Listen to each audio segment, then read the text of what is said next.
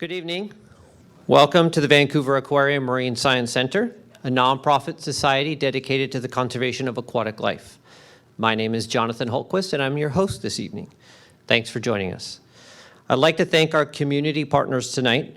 We have Nerd Night Vancouver, the Cinematheque, Peter Wall Institute for Advanced Studies, and Ocean Networks Canada. We're going to hear about the Blob tonight. Yes, the movie, and yes, the warm pool of water off the west coast of North America. Should we fear the Blob? Is it going to absorb us? Is it going to consume all the sea life in the Pacific? Is it still out there? If not, will it return? These are just some of the questions we hope to answer tonight. But first, I want to introduce my partners in crime, the Nerd Night Vancouver bosses, Kaylee Byers and Michael Unger.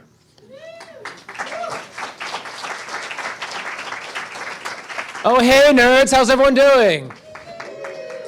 Welcome to Nerd Night Aquarium Edition. How many people have been to Nerd Night before? Yeah, awesome. There we go. Welcome back for the story on Main. A bit more about next month's event at the end of the presentation, but we're here on a bit of a field trip. It's great to be here in the aquarium. We're going to be able to drink some beers afterwards and look around at the fish. But what? No, I don't know. Kaylee's always making fun of me. So this is Kaylee. I'm Michael. We're both nerds, and we both love learning things and drinking beer, which is kind of why we do it. This is kind of it's kind of like my only night I socialize as well. So hopefully I'll befriend you and kind of see if you want to have beers with me afterwards, because this is my one time that I can hang out and do this. So if you love learning, if you love drinking beers, that's what we're all about. And normally we don't do themes, but we are doing a theme tonight because it's very specific and kind of weird.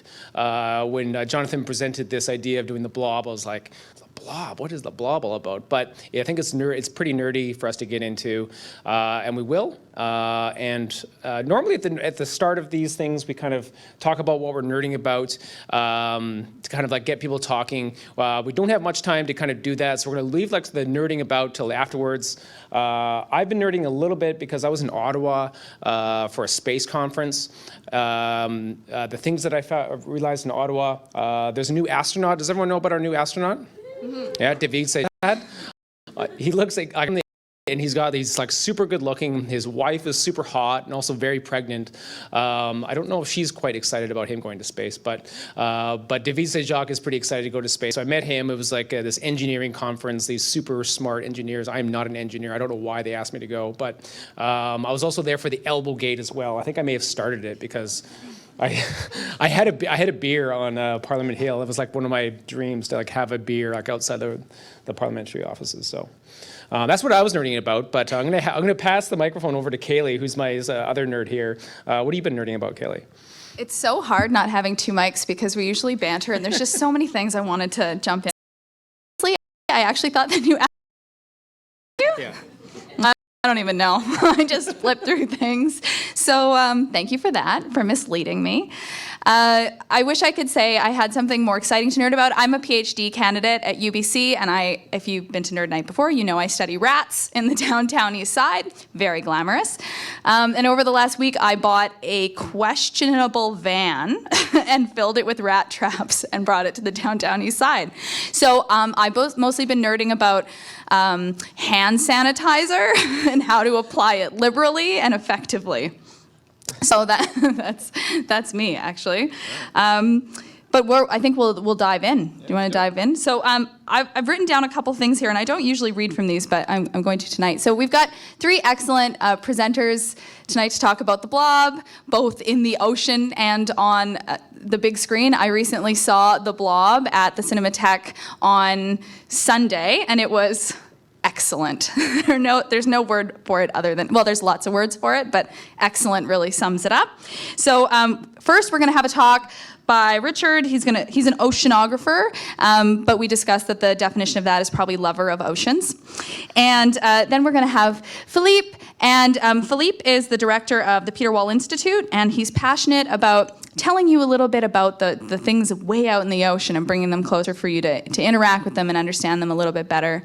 And then we're going to have Michael, and Michael's Michael's a film scholar, and he teaches film history and animation, but he's also a self-proclaimed toast of the town. And so that's the thing I wrote down to remember, because I wanted you to know that. He's a toast of the town.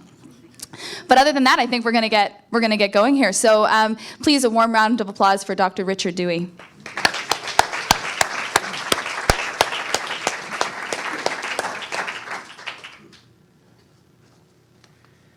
Thank you, and I guess I'm a nerd. Although I've never been to a nerd night before, I certainly can appeal to the class of people that would call themselves nerds, and I'm a film buff as well, as I think a lot of us probably are, so maybe that's appropriate. I'm going to talk about the science fact bit about the blob, and something that's been happening pretty dramatically off our coast for the last few years, and something that I think is going to define this decade for us as an oceanography or an ocean science community. I think it's really something very extraordinary that we've witnessed over the last few years. And so I'm going to give you a little bit of a presentation of where did it come from, which was sort of a question that we were asking ourselves a couple of years ago when we first saw this. And so it's a section of the Northeast Pacific, pretty much the entire Gulf of Alaska, that was anomalously warm for almost 2 years straight. And it was coined the blob, and sort of as a precursor to this, sort of, what is it? Where did it come from? Is it still out there? Will it come again? And if I had sort of that movie sort of voice, it would be more like, what is it? Where did it come from? Is it still out there? Will it come again?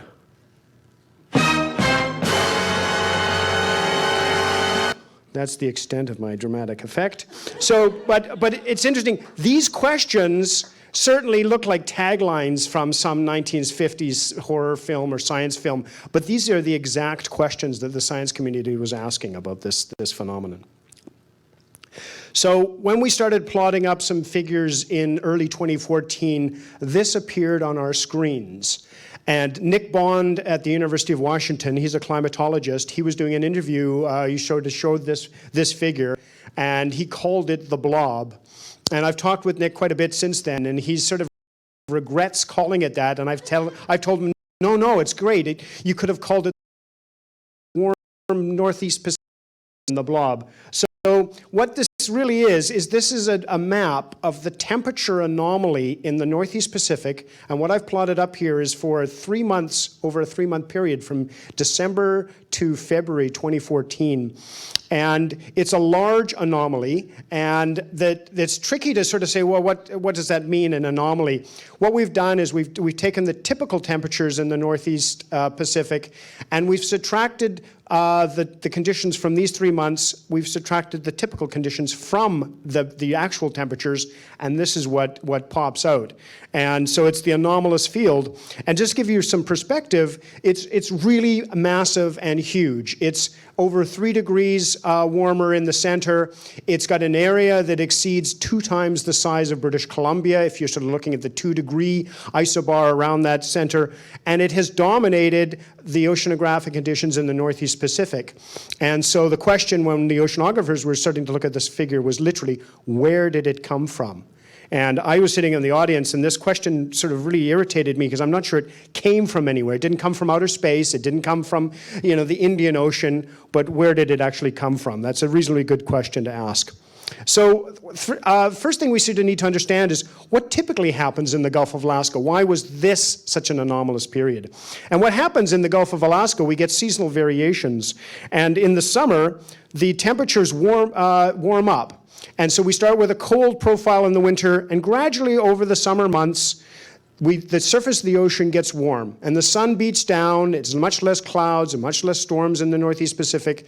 And by the end of the summer, we have a really warm pool of water sitting at the surface of the ocean. Those are typical conditions. And then in the wintertime, storms come along, and we have the Pineapple Express that brings us warm weather, and really the Gulf of Alaska is a very stormy, windy area. Cold air is coming out of the northeast, the Bering Sea, and it's making the Northeast Pacific cold and mixes down all that heat. And if we sort of play this in reverse, what typically happens in the winter is we then migrate to colder conditions. And we start off with that warm pool, and by February, we have a cold Northeast Pacific. We have surface temperatures that are about 5 degrees throughout that whole region. Those storms generate a lot of surf, and it was the surfing community, and I think there's sort of a connection here to maybe surf movies as well, that really were the first to wake up and know that something was different. And they were noticing this way back in 2013. And I've talked to some surfers, and I've actually did an interview back in 2013. I hadn't even known that the blob was out there. The interviewer came and asked me, why are there no storms in the Northeast Pacific? And I was like, oh, there aren't any storms? I didn't really know that yet. But the surfers are keyed into it. They watch storms. They go to storm sites, and they track the winds. And when there's a big storm cutting across the Gulf of Alaska, they know in a few days there's going to be surfs up at Tofino. And this is a typical picture. I think this is a first-place winner from 2005 surfing off of Tofino. So it's a well-known surfing zone. But something was different in 2013. Here's the typical Northeast Pacific, the Aleutian Low, and it's a pressure field that builds up. It's a low-pressure system off the Gulf of, or the Aleutian Low Islands. It occupies a huge area. This is a massive low, and it's what gives us the Pineapple Express. If we follow that green curve up to our coast, it's bringing warm, moist weather up from sort of mid-latitudes of 30 degrees just north of Hawaii up to our latitudes. That's the Pineapple Express, and the storms bring that cold weather, the wet weather up to us. They keep us relatively warm. We don't get the storms coming across from Alaska, but we get the weather coming up here. The storms fill the Gulf of Alaska, however, and mix out that surface water. This is what happened in 2013. It doesn't look that different in the weather patterns. There's a ridiculously resilient ridge over California. I think it was called the ridiculously resilient ridge after the blob was named. And this was what gave California some of the driest conditions they've seen in 2 years. They had very, very low snowpacks. The Pineapple Express, everything was pushed way offshore. Alaska, instead of having cold winters, was now getting the Pineapple Express. They had very warm, wet winters for the last couple of years. And the storm track was blocked from coming across the Gulf of Alaska. And when that happens, the storms in the Gulf of Alaska are calm, there aren't big winds, there's not cold outbreaks, and the winds and the waves are not mixing out that surface layer. The surfers noticed this. They're sitting off there waiting for the big one, and they would go out there and they stopped going out. There was no surf to go to Tofino, so that was a big event for them. And so in 2013 and 14, here we are, started in August, a typical summer of 2013, but we sort of ended up here. By February 2014, we only ended up at about an 8-degree surface water temperature. And that results in a 3-degree anomaly. And if we plotted up the typical conditions, subtract the typical conditions from what we were seeing in January 2014, that's what you get. And it's a big blob of warm water. It was down to about 100 meters, if I go back, so it's down to this blue curve, if you like. It was 8 degrees, still relatively cold, but not as cold as it usually is. And was only going down to about 100 meters. And an interesting part of the oceanography, and Philippe will talk about this, is that deep in the ocean, not only is there cold water that needed to mix up, there's a lot of nutrients and other things that didn't get mixed up to the surface. So where did it come from? It was warm conditions in the storm tracks, a lack of storms, a lack of cooling, a lack of wind, a lack of wave activity, and we didn't mix out that warm surface layer, and we resulted in the blob. So, you know, the dramatic effect, a little less dramatic perhaps. It didn't come from anywhere. It was a lack of cooling.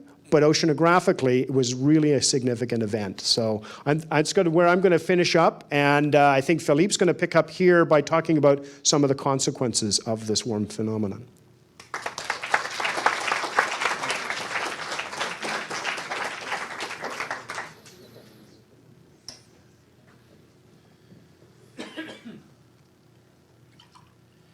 Well, nice to see all of you out here, and thanks for that really nice setup by Richard. I'm Oceanography, and give you some insight about why we ought to care about the blob, how it connects us in our daily lives to things that happen thousands of kilometers off in the middle of the subarctic Pacific Ocean. And I'm going to start out with the analogy of body temperature. We are warm-blooded animals, and we understand fundamentally, I think, what it means when our body temperature rises. So ma'am, with a young child, you'll be acutely aware of what it means when the temperature of your children rises, even by 1.5 degrees or 2 degrees. And a 3-degree rise in body temperature is actually physiologically a very, very significant event. You'd rush yourself to the emergency room. And yet, if we think about our understanding of change in global temperature, it's far less acute, far less important for us, seemingly, to understand these small changes in the temperature of the globe. And those of you, probably all of you, will recall the debate that was going on last December in Paris around the COP21 meetings. You may recall there was discussion in the media about whether we should limit warming to 1 degree or 1.5 degrees or 2 degrees. And you might have thought that it was rather ridiculous that leaders of the world were arguing over 0.5 degree in temperature. So the question is, what does that mean? What does it mean if global temperature changes on average by 1 degree or 1.5 or 2 degrees? We don't really know how to answer that question, because fundamentally what we need is a crystal ball.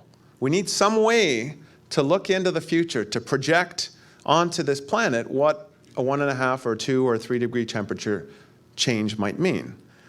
And the blob is interesting to me beyond all of the oceanography that Richard talked about, because it just seems to provide exactly this kind of crystal ball.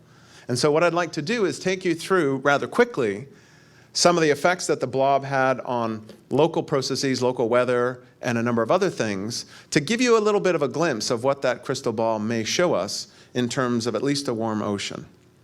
So here's the blob. Richard has really nicely explained to you that this is a deviation from an average long-term temperature. I think if you were looking for another word, you could have called it the pimple, maybe.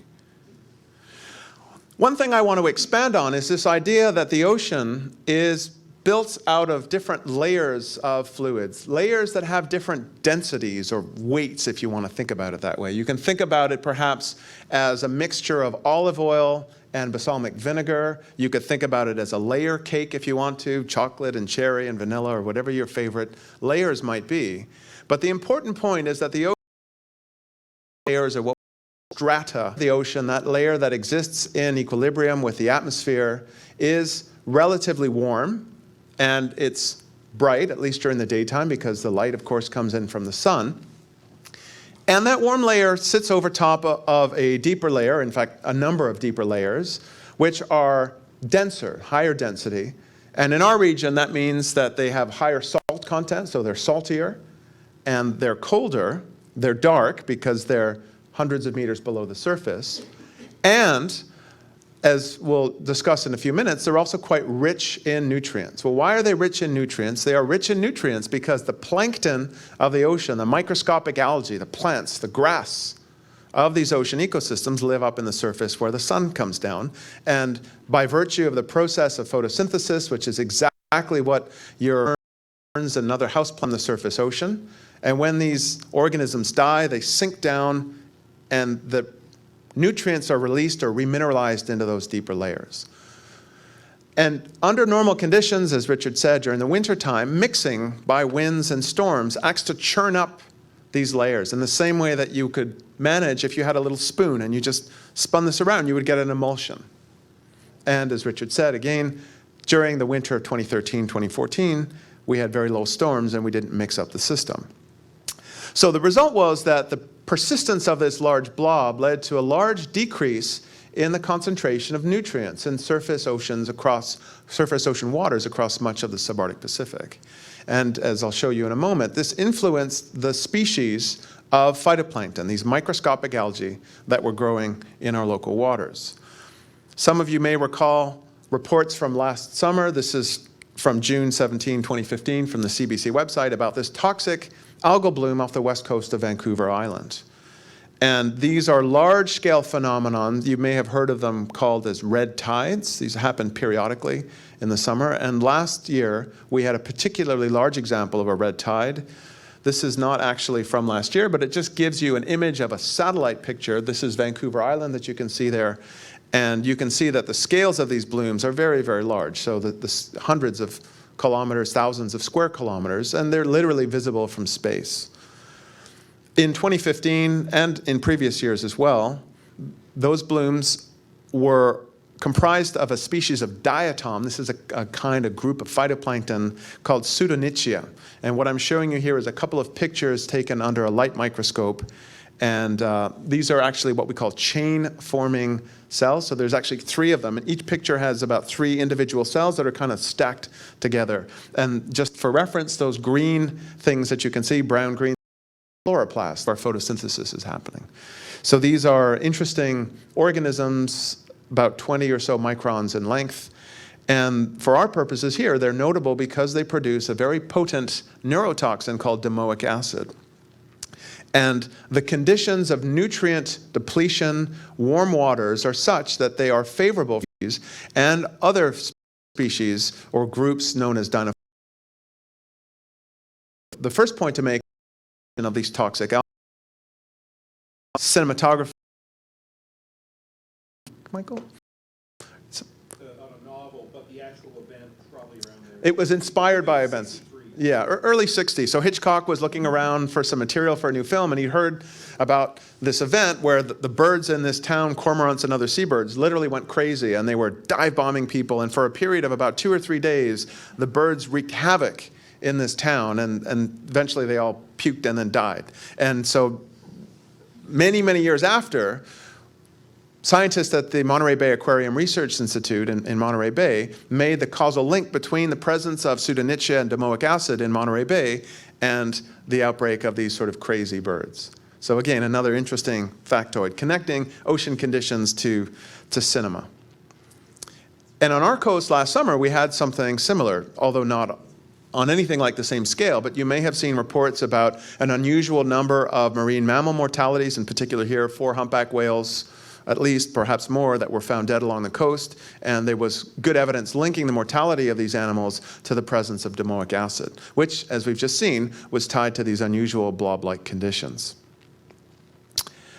Now, the next thing to think about, and this is getting further away from my expertise, but I think the ideas are relatively straightforward, at least at the level we'll discuss them, is to consider what the blob does to the temperature and the climate of the adjoining terrestrial systems. As you know, I think, living in a coastal city, our climate is strongly influenced by conditions that happen in the open ocean. And when we have this large mass of warm water, that has the influence of warming up our temperatures here on land. This is an anomaly plot from the summer of 2015, showing very, very warm conditions on coastal, essentially in coastal British Columbia, and actually down further into Washington and Oregon as well.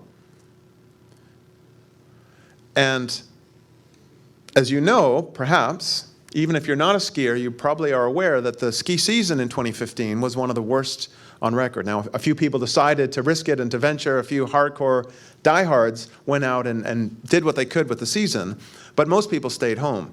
Why was it such a poor season? It wasn't actually that there was that much less rain. It was that the average winter temperatures were significantly warmer than normal. And so all of that precipitation fell as rain rather than snow. So we really shifted the temperature in such a way that the precipitation just didn't accumulate as snow. And here's just an anomaly now showing you the snowfall. And you can see, relative to the 40-year average, rather 30-year average, we had really, really low snow conditions. Now, the snow is interesting for us, not only as skiers, but snow plays a really important role in the water cycle, or what we'd call the hydrological cycle. Our whole cycle of accumulation and discharge of fresh water depends upon the storage of snow in the mountains. So what happens is we have lots of rainfall that comes in the winter, and up on the mountains it stays as snow. And that snow that accumulates on the mountains is essentially a storage mechanism. So we can hang on to that moisture in our coastal system as snow that is trapped on the top of these mountains. And that snow is then released slowly in the late spring and summer as that melts, and it comes out in what we call the Fraser River freshet. So the snowpack is basically our way of storing snow into the spring and late summer. But during 2013, 2014, because we didn't accumulate that snow, by the time we got into spring and summer, and so when we got into spring and summer, the rivers were already very, very low.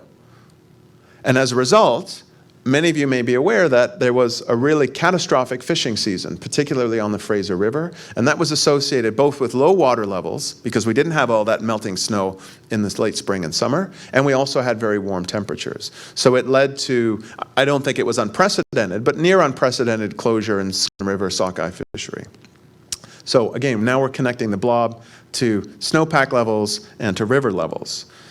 And those low river levels and dry conditions, I'm guessing last summer, and those of you who are here may have realized that almost we lived through this sort of seemingly anyway apocalyptic, at least by our standards, summer where we had the week or so of forest fires that were burning relatively close to the city, and we had these really, really smoky conditions. Beautiful sunsets, mind you, but rather strange conditions. And of course, this was all tied to the disruption in the hydrological cycle associated with the blob.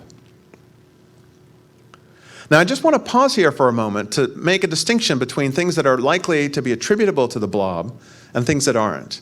And I had anticipated some questions about the current forest fire season that we're in with respect to what's gone on in Fort McMurray.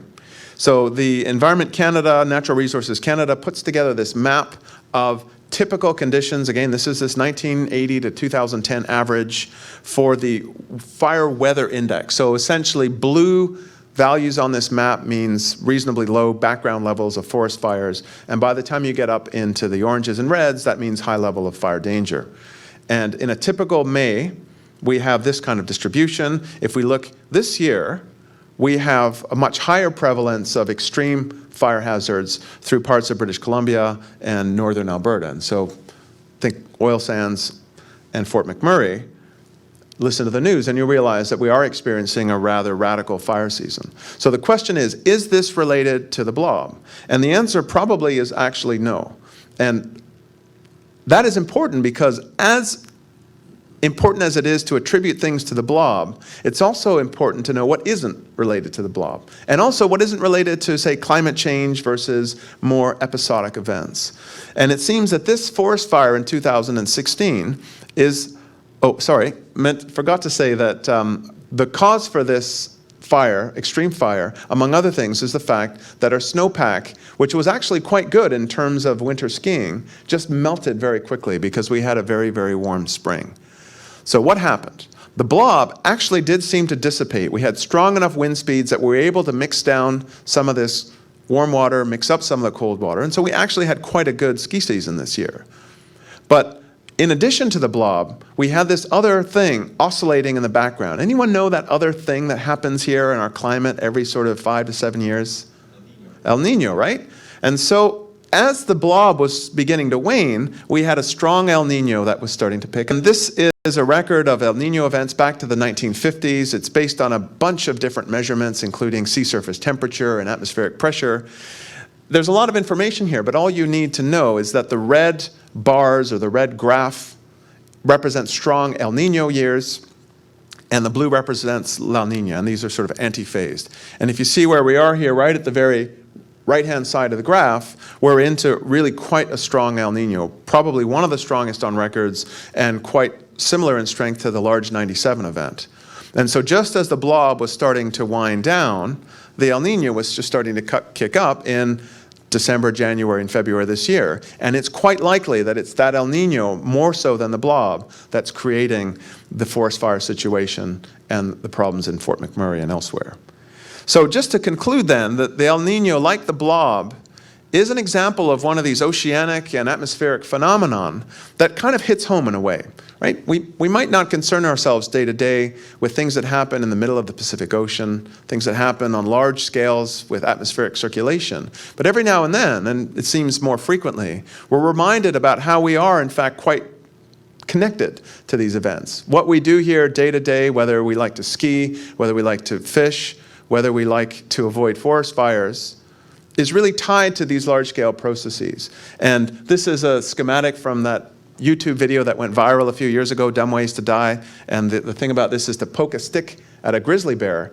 And my contention is that while the blob and the El Nino may be short-lived and episodic phenomena, they give us insight into the dynamics of the climate system. And all of these dynamics, these episodic events, are happening against a background of longer-term climate change. And as we begin to poke that climate system by forcing it through production of CO2 and other radiatively active gases, we may well find that there are some prizes that turn around to bite us in the butt, so to speak. Okay, thank you.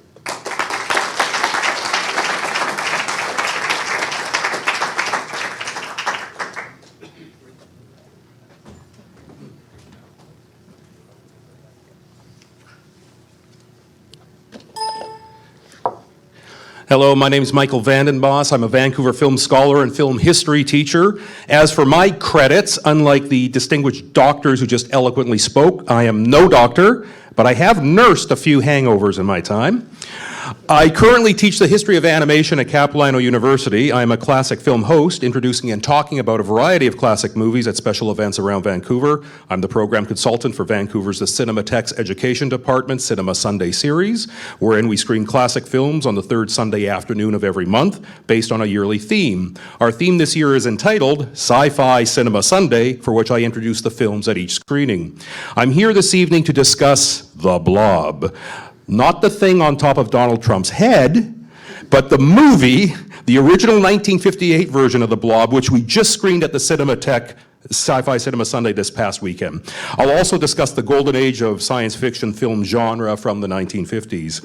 What has the Pacific Ocean warm water phenomenon called The Blob have to do with the 1958 feature film entitled The Blob, starring 27-year-old Steve McQueen playing a teenager battling a giant gelatinous ever-growing glob of goo? Not much, except for the name. But perhaps the Pacific Ocean occurrence and its outer space namesake share something more. The idea that a natural or unnatural phenomenon could result in troublesome or deadly consequences and humanity. 1950 sorts of wild, fantastic, and strange phenomena, human-triggered and cosmic-caused, that begat all sorts of bothersome annoyances for Earthlings, threatening lives, identity, security, and the environment. This was a time in the immediate post-World War II era wherein the threat to humanity and civilization was no longer coming from an overseas fascist regime led by a little tyrant sporting a littler mustache who held monstrous visions to conquer the world through cold-blooded attacks and genocide. The new threat came from the paranoia of post-war technology run rampant, namely the threat of atomic annihilation after what the world saw with the United States dropping atomic bombs on Hiroshima and Nagasaki in Japan, which of course ended World War II. The early 1950s saw the start of the Cold War between the USA and the former Soviet Union and their respective atomic and then nuclear missile proliferation. Unlike today, in the 1950s, Americans and Canadians lived with an underlying fear of the bomb dropping in their cities and the consequences of radiation fallout. Also during this era, there was ramped up interest in activities regarding the exploration of our galaxy, and thus the beginning of the space race and the idea of exploring the cosmos. Of course, the reverse of that thinking begged the question, whatever is out there, could it come down here? The other issue simmering to a boil during the 1950s, specifically in America, was the threat of communist infiltration within their communities, arts, culture, social structure, businesses, industry, etc. This led to Senator Joseph McCarthy's awful communist witch hunts that destroyed so many lives and careers, notably in the Hollywood filmmaking community. All those fears, all that paranoia seeped its way into some of the greatest, the most entertaining, and yes, even cheesiest science fiction movies of the 1950s, as metaphors for something very real, very, very scary. Paramount Pictures released the movie The Blob, which originally had the working title of The Molten Meteor in 1958, coming near the end of the first major cycle of Hollywood science fiction movies. This first weird and wonderful wave of terrifying tales of technology and cosmic cataclysms started with hopeful and innocent premises of humans areas of space from the Earth, films as humankind's first forays into space travel and exploring our one and only natural satellite. These stories featured no mad monsters or abhorrent aliens. These are not science fantasies or space operas, just speculative drama of close-range space travel. 1 year later, movie audiences were confronted with the double whammy of two important, eventually influential science fiction films made by big-time Hollywood directors that began, for all intents and purposes, the cycle of alien invasion movies. 20th Century Fox's The Day the Earth Stood Still, directed by Robert Wise, and from RKO, The Thing from Another World, directed by Christian Nyby, but likely directed for the most part by its producer, the legendary Howard Hawks, suggested that human beings are not alone in the universe, and that we should be vigilant about extraterrestrial life crashing the party. 1951 also saw the release of a film called Five, directed by Arch Oboler, about the sole survivors of an atomic disaster, and When Worlds Collide, directed by Rudolph Maté, produced by George Pal, who was the George Lucas Steven Spielberg of his time, concerning the impending destruction of Earth by a rogue star on a collision course with our planet. The Day the Earth Stood Still features actor Michael Rennie as playing Claytu, an ambassador from an alien world who travels to Earth in his flying saucer with his robot Gort on a peaceful mission with a gift for Earth's scientists, a device to study life on other planets. However, Claytu is greeted with hostility and fear. He warns Earth that they must stop their atomic arms race or face elimination by a coalition of higher intelligence worlds because they have concerns over their long-term safety if humans escalate the accumulation of nuclear weapons. The Day the Earth Stood Still is a distant cousin of Steven Spielberg's Close Encounters of the Third Kind, albeit featuring a less poetic hopefulness as featured in Spielberg's film, and more an anxiety analog of the atomic age.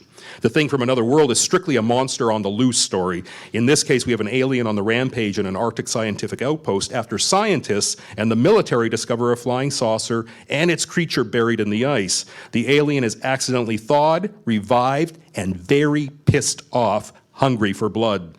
Both The Day the Earth Stood Still and The Thing from Another World are great science fiction dramas featuring concerns and fears of its day as metaphors, with those films inspiring future filmmakers and spawning remakes. Both movies share an underlying metaphor for xenophobia, the fear of the other, a very real concern in 1950s America, which hasn't seemed to have gotten much better in 2016. Although, to give credit to President Eisenhower at the time, he did not suggest building a giant wall around its borders.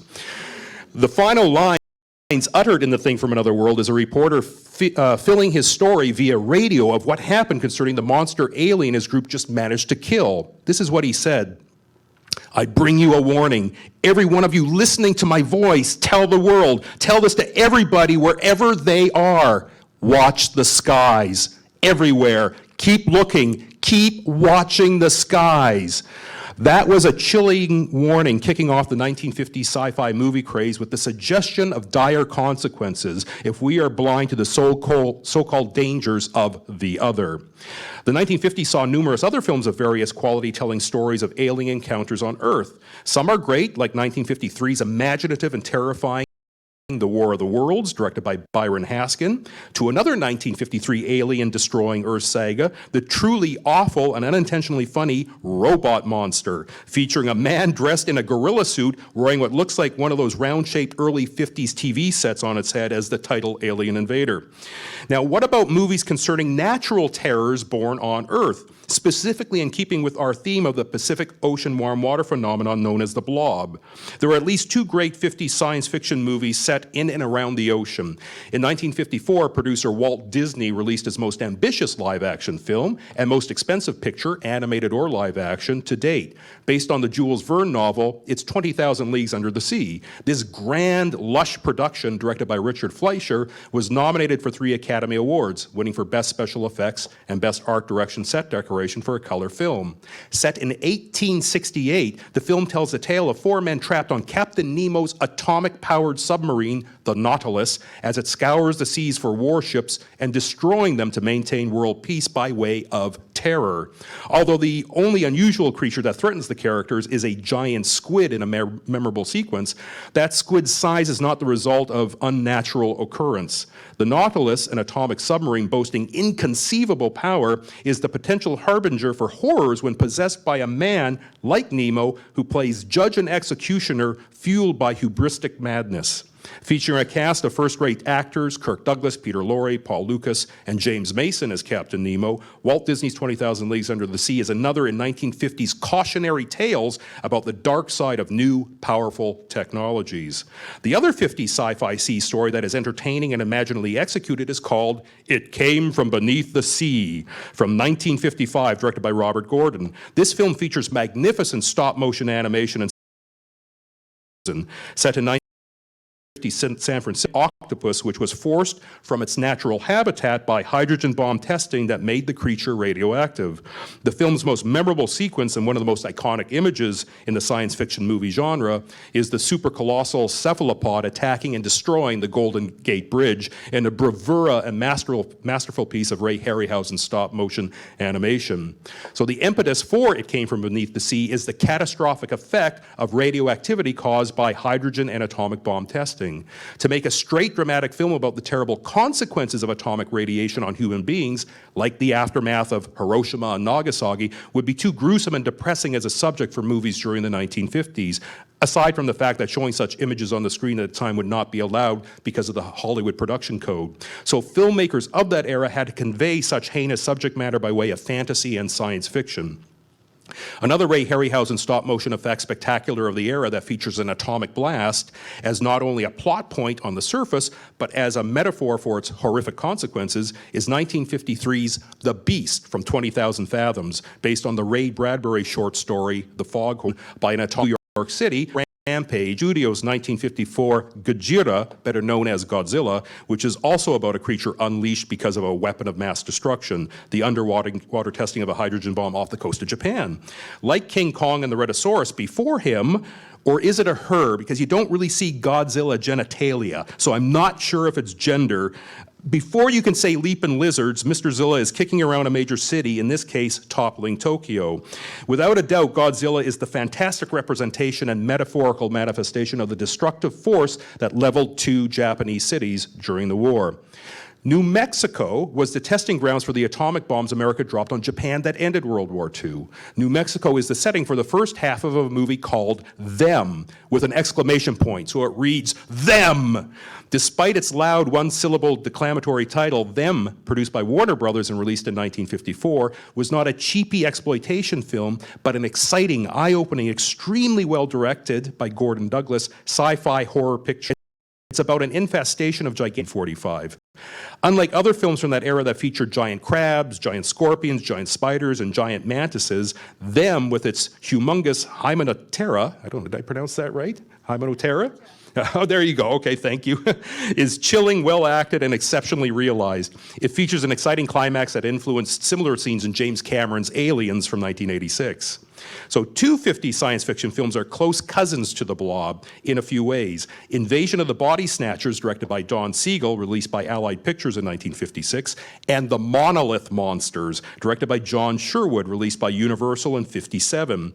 Of the two, Invasion of the Body Snatchers is the most famous film and the better one, wherein the creature that is the blob similar to the blob is a formless shape, a massive galactic gelatinous substance that looks nothing so scary, more like strawberry jello. The creature in Invasion of the Body Snatchers at first seems not so threatening. It arrives on Earth as plant spores, which then grows into large pods, each one capable of reproducing any human being that comes into contact with it. The original human host no longer exists after the pod devours the poor person. The reproductions possess no emotion, no soul, no memories, only the physical characteristics of its original human. More and more of these pods reproduce the population of a small town spreading across the land. It's a truly terrifying movie, photographed in a film noir black and white style. Invasion of the Body Snatchers generates a palpable sense of anxiety and paranoia.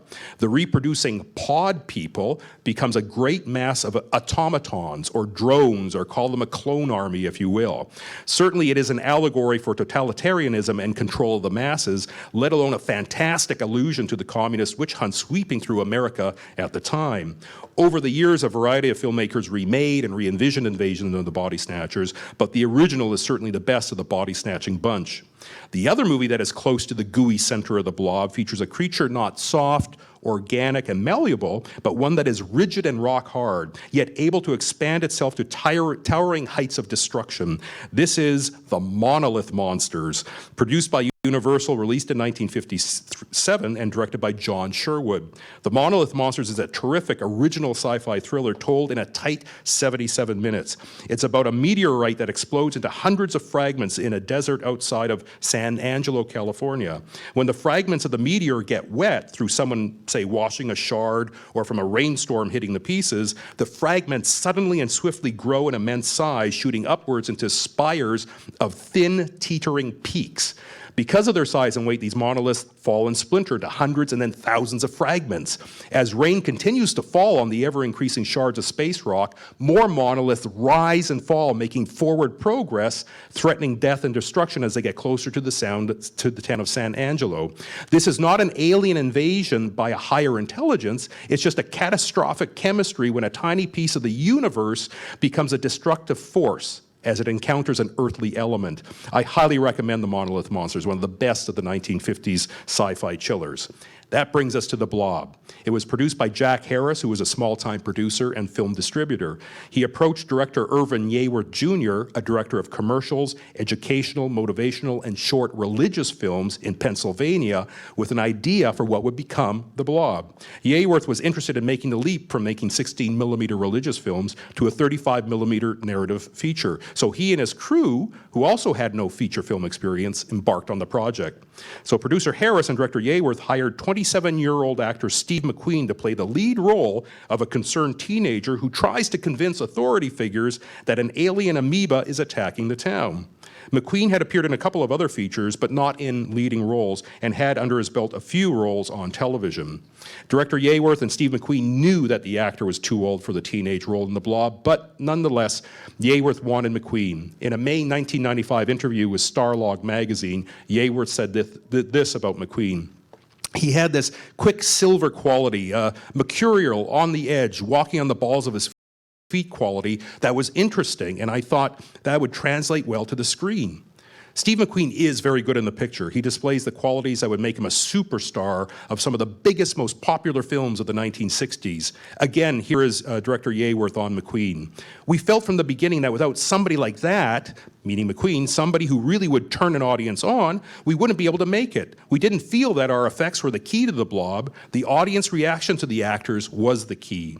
After success playing the lead role on the television western Wanted Dead or Alive, McQueen would go on to star in The Magnificent Seven, Hell is for Heroes, The Great Escape, The Cincinnati Kid, The Sand Pebbles, The Thomas Crown Affair, and Bullet, among many other films. He was one of the top box office draws of the 60s, the Tom Cruise of his era, but far, far cooler. Because The Blob was made far outside the Hollywood studio system, its budget was very small, but producer Jack Harris and director Yeaworth wanted to make a sci-fi thriller that did not look cheap, not like so many of the black of the period. They decided to shoot in color, photograph the film. Spalding is excellent, boasting a rich town America. The small budget necessitated creative special effects. There is nothing really extraordinary about the effects work in The Blob, not like the impressive visual effects in Disney's 20,000 Leagues Under the Sea or MGM's Forbidden Planet, for example, but those were big budget Hollywood epics. The head of visual effects on The Blob was Bart Sloan. The actual blob itself is mostly made from silicone with various types of red, purplish coloring added to it. Because Sloan could never get the right chemistry for the coloring to stay consistent, he constantly had to add more and more color into the blob mixture throughout the lengthy effect shoot because the color had a tendency to settle to the bottom of the silicone material. Again, here is director Yeaworth, this time talking about the effects in The Blob. The effects weren't all that fabulous, of course, but they got the idea across, and there was a homespun, primitive kind of style to them, which belonged to the rest of it, meaning the homespun style of the effects work fit into the low-key tone of the movie. Again, the reason we made this picture was because we knew there was no other genre we can get into theaters and give us a chance to see if we can get our ideas up on screen and see if people would respond as cheaply as you could science fiction. Roger Corman was making science fiction films then, and so were many other people. They used to tie rags onto dogs and call them killer shrews. They were all black and white, very quickly made in a week or two, some of them. We figured that we could do something a little better than that, having the kind of bravado that one does when one is young and doesn't know any better. So as far as we were concerned, we were making the great epic of the universe. After the film was completed, producer Jack Harris sold it to Paramount Pictures, so the filmmakers quickly made back their initial investments, and the movie became a big box office hit. Although The Blob features a strong music score by Ralph Carmichael, Paramount Pictures replaced the opening title and credits music with a new song composed by Burt Bacharach and Mac David, a song called What Else? The Blob, sung by the Five Blobs. There weren't 5 singers called the Five Blobs. It was just vocalist Bernie Nee's voice multi-tracked and mixed to sound like 5 individual singers. The song adds a truly campy quality to the start of the film, which actually is more earnest in its presentation than it is really campy, but there certainly is a camp quality to the whole picture. Although The Blob is well made and features solid performances, it never reaches heights of suspense or conveys a sense of anxiety, but it's never boring as it methodically tells its story in almost a naturalistic, non-hyper Hollywood fashion. What is interesting about it is how it differs from other sci-fi and teenage-themed films of its era, in that the heroes are not scientists or the military, but the teenagers themselves. The juvenile delinquent film is a popular subgenre in the 1950s, with the standouts being Rebel Without a Cause, starring James Dean, and Blackboard Jungle. In The Blob, the parents and adult authority figures are ineffectual. Steve McQueen's character and the other kids go through a great deal of trouble to convince the adults about the impending danger. They take responsibility and action. The Blob itself is an unrelenting force as it consumes humans and grows increasingly larger. There is no rhyme or reason for its behavior. It isn't inherently evil. It is just following its overpowering alien nature. Humans cannot kill it through conventional artillery. Once the little meteor rock splits open, the alien genie is released from its bottle, and humanity is once again under threat. So in the 1950s, we have gone from aliens in human form with a distinct agenda, yet we can reason with them or figure out how to kill them at least, to giant mutated insects that, although monstrous in size due to humans splitting the atom, we understand their nature and therefore can figure out how to eliminate them. With The Blob, we have come to something far more curious and abstract than the threats from earlier sci-fi films. How do you fight and kill a glob of ginormous goo, a viperous, vicious virus, an amorphous alien annihilator? Well, this is a spoiler alert here. I'm going to tell you the ending to the movie. As our heroes, the movie's almost 60 years old, so okay. As our heroes discover the only way to stop the blob is to expose it to freezing temperatures. After a group of townspeople use a barrage of fire extinguishers that temporarily freezes it, a military transport helicopter airlifts the blob to the Arctic, dumping it there where it will theoretically remain frozen. A police officer says that while the blob is not dead, at least it's stopped. Steve McQueen's character replies in the final line of the film, "Yeah, as long as the Arctic stays cold." Over an image of the helicopter releasing the blob on Arctic ice, the words "the end" appear on screen and then morph into a question mark. That ending for 1958 is certainly ominous, but who then would think the Arctic could ever thaw? But little did mid-20th century audiences know what we would face in the early 21st century with global warming. The way things are going now, the blob is just warming up and is mighty hungry after a half century in the deep freeze. So beware the blob, which is actually the title of the 1971 sequel directed by Larry Hagman, famous for playing an astronaut on A Dream of Jeannie and J.R. Ewing on Dallas in the 80s. There was a 1988 remake of The Blob, but I have never seen it. I mean, how can you improve on the original recipe? It's like cheese. I don't care for it processed. I like my science fiction movies well-aged, ripe, and aromatically pungent, which makes for a tastier cheese product. So in regard to the Pacific Ocean warm water phenomenon called the blob as a symptom of global warming, perhaps, I paraphrase the final line from Howard Hawks' The Thing from Another World. I bring you a warning. Every one of you listening to my voice, tell the world, tell this to everybody wherever they are. Watch the oceans everywhere. Keep looking. Keep watching the oceans. Shins, shins, shins. Thank you and good night.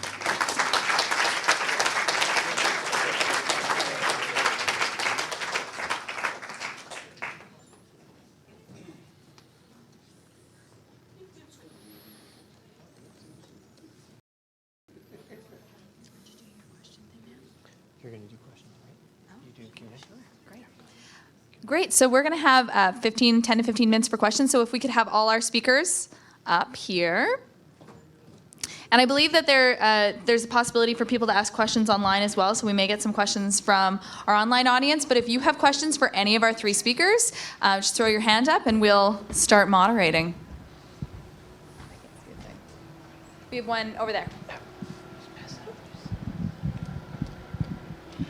Hi.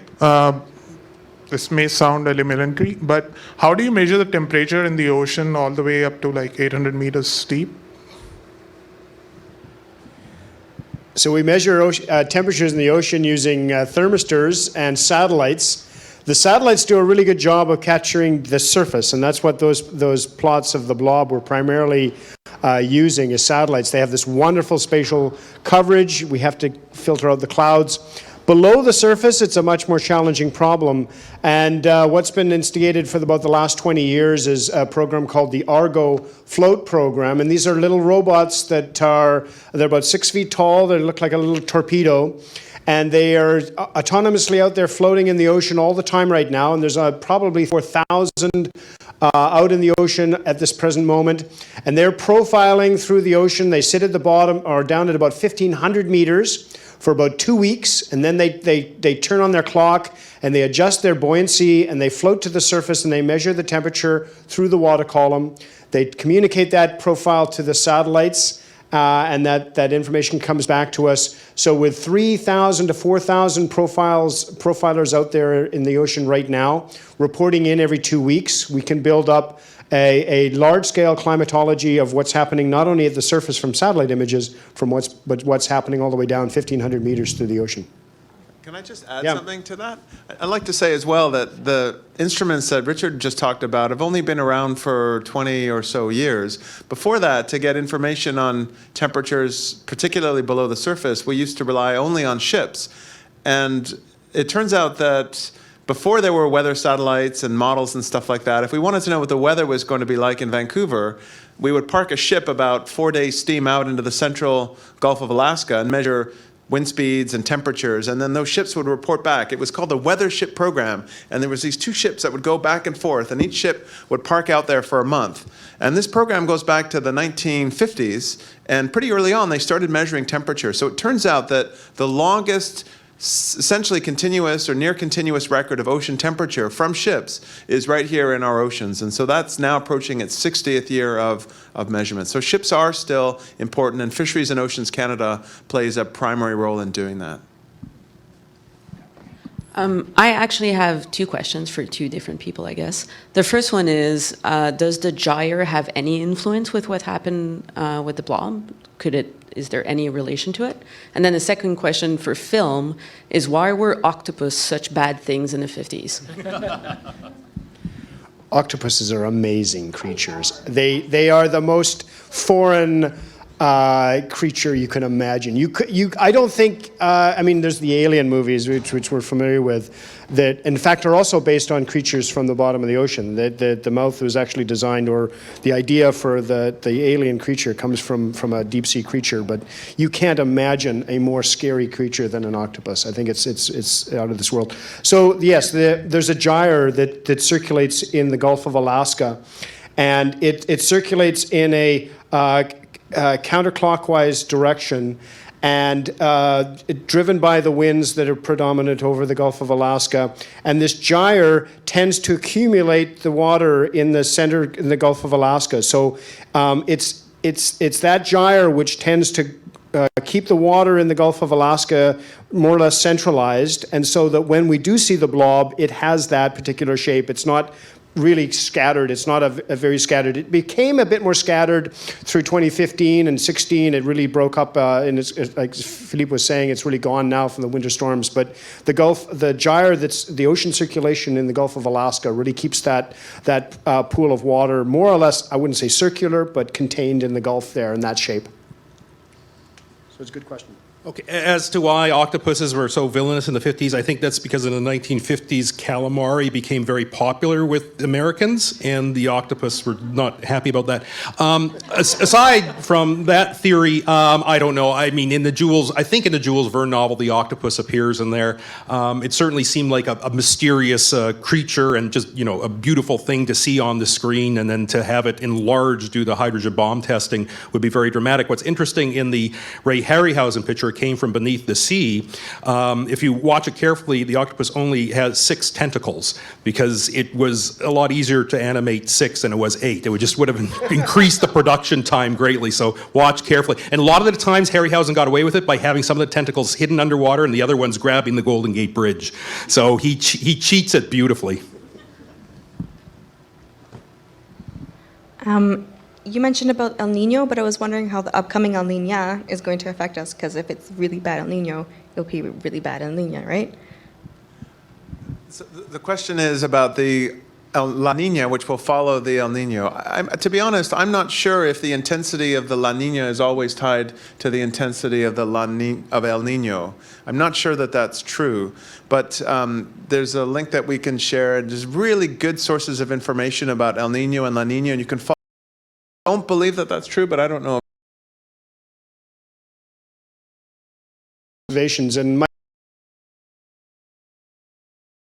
connecting perhaps even cursor happening in 2014, 2015, and then into this El Nino.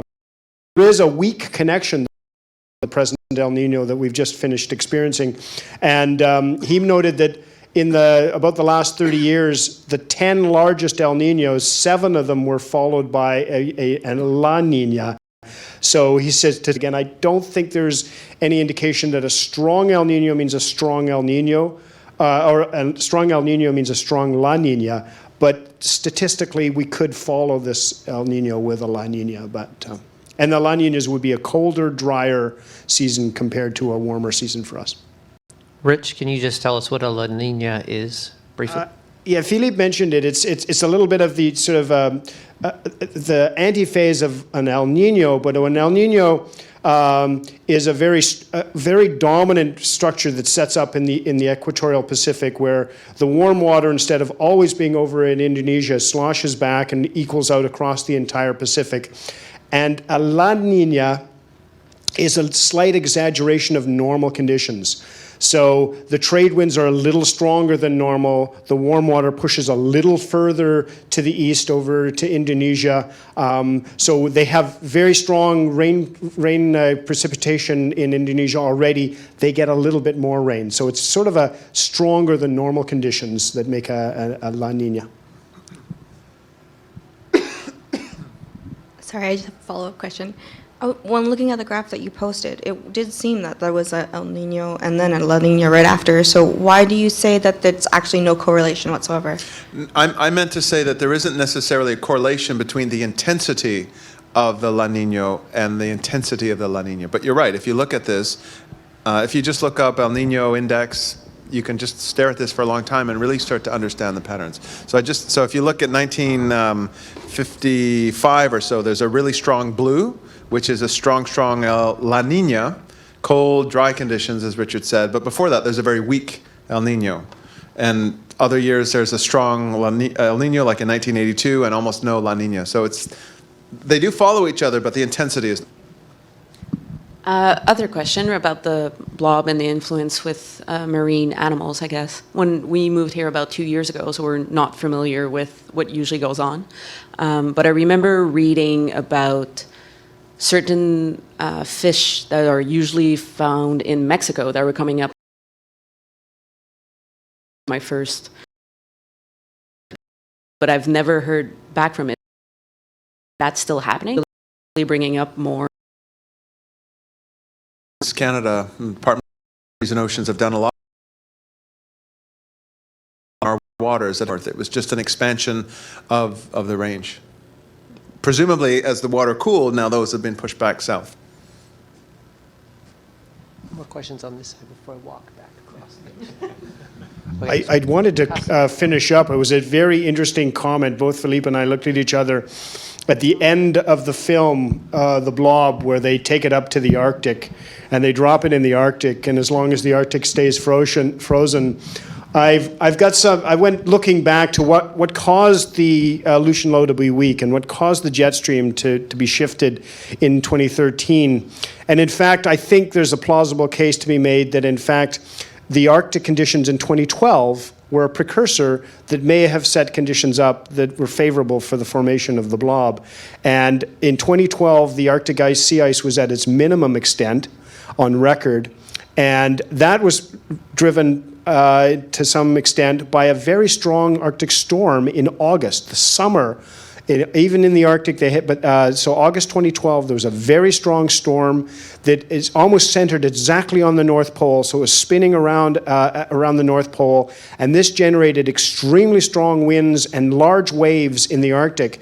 And at the end of the summer there, where there's most of the water is exposed, in the dead of winter, most of the Arctic's covered in ice, so the wind wouldn't blow and generate waves. But in the end of the summer, when you've got a lot of water exposed, you get a lot of wave action that the storm generated a lot of waves, and those waves ran into the edge of the ice and pushed the edge of the ice much, much further back than it would have been otherwise. And so there could well be an interesting connection to warming in the Arctic triggering conditions that would allow the jet stream to meander, which would have been a cause for the blob, which would have been related to some of the droughts we've been seeing and the warmer conditions and even the snowpacks in California. So there's a fascinating set of connections here that, and as exactly as Philippe has talked about, there's a background climate scenario onto which we are perturbing the system. We are poking this bear. And we should not be surprised when the bear turns around and behaves in a very different mode than we may have seen in the past. So climate change will not, I don't think, be this slow, steady change of a half a degree every few decades. It will be new weather systems that persist instead of for a season or two, maybe they persist for 3 or 4 years that we haven't seen before. So the climate system, when we poke it, we should be ready for the bear that shows up. I guess a follow-up question to that lady over there was, as the marine animals move up, how is that affecting the animals that are already here? Are they dying out because of it's getting warmer, or are they just being overrun, or is it kind of a mixture of both? And then I have another question, was like, how do meteorologists and marine biologists share their information so they can come up with graphs like the one that's being presented right now?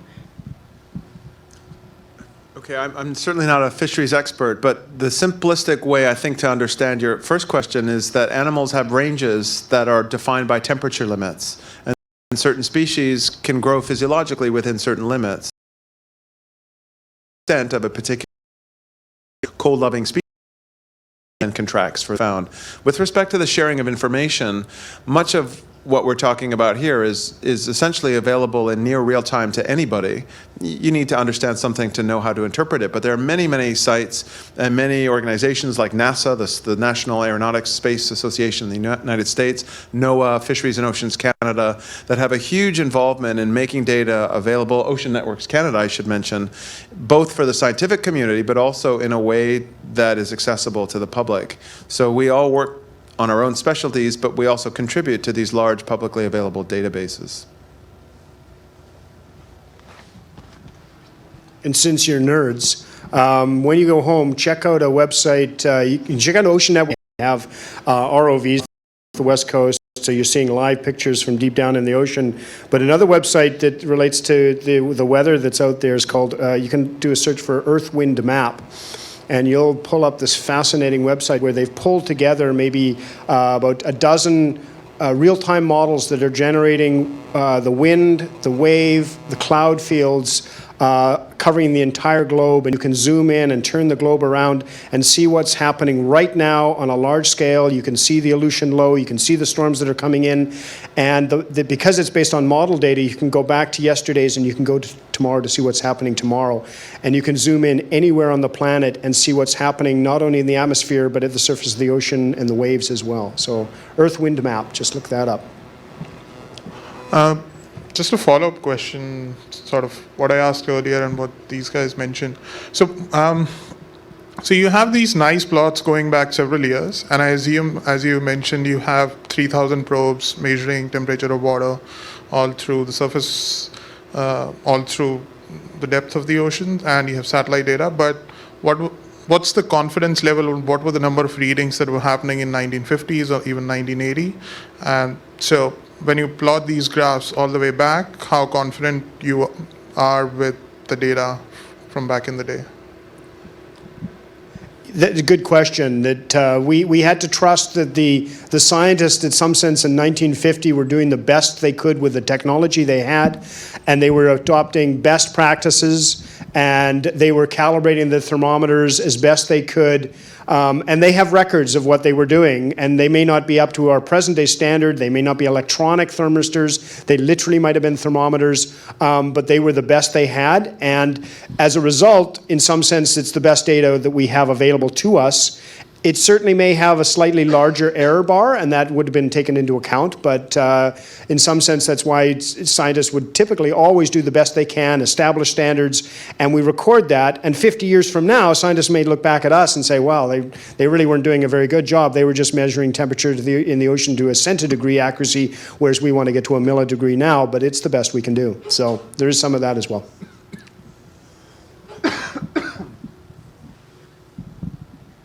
Hello. I'm not sure who this question is. Okay. I'm not sure who this is for, but is it crazy to wonder about, did anything, like with the Fukushima incident, could that have triggered something? I know the Aquarium has hosted a number of events with Jay Collin and Ken Buessler, who've done a lot of work on this. I know a little bit about that, but if you're talking about, for example, a change in ocean temperature associated with that radiation, I think the answer is quite unequivocally no. There's other things, but there's no reason at all to believe that release of radiation would have had any influence on the physical oceanography or the circulation. Okay. And I just want to add too, we have some pamphlets just out in the gallery talking about our radioactive our ocean is. So you can. And this goes back again to the early 50s when we're sort of making these moves, the post-war and the nuclear tests that are going on in the ocean here.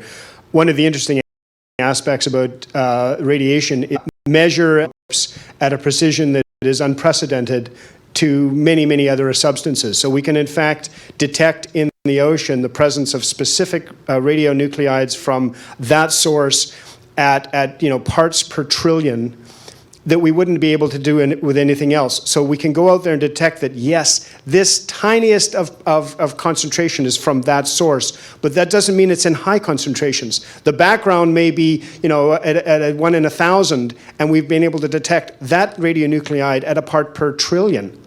And you can say, well, there it is, but it's our ability actually to measure nuclear isotopes is so refined that it does bias the science a little bit to say, oh, we can detect it. Detecting it and having it an influence, for example, on temperature are very, very different things. All right, let's take one more question, and then we'll spend the rest of the evening out in the gallery. So we have a couple folks have had a few questions. Let's give it to somebody new and finish up. I have a film question. So you were saying that the 1950s sci-fi was reflecting kind of societal fears about technology. What do you think current sci-fi is reflecting when it comes to societal kind of fears and ideas? Too many special effects, too much CGI, too much spectacle. The dumbing down of America, I don't know. It was such a golden era in the 1950s in terms of how it reflected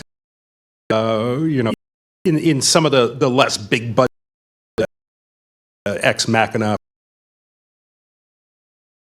themes in his, it's tough to say for me because there's just eye candy than anything else, really. So, but if you go back to even the 1960s or late 60s with Kubrick's 2001: A Space Odyssey, a very different science fiction movie than what we've been discussing today, or even actually a good one that kind of sort of fits into what we're talking about is Silent Running, from just a few years afterwards, directed by Douglas Trumbull, who directed the special effects in 2001, and then later Close Encounters of the Third Kind. Silent Running is about what's happening in a sense to Earth right now, wherein there are various space stations that are carrying the flora and the fauna of Earth because Earth can't maintain it anymore.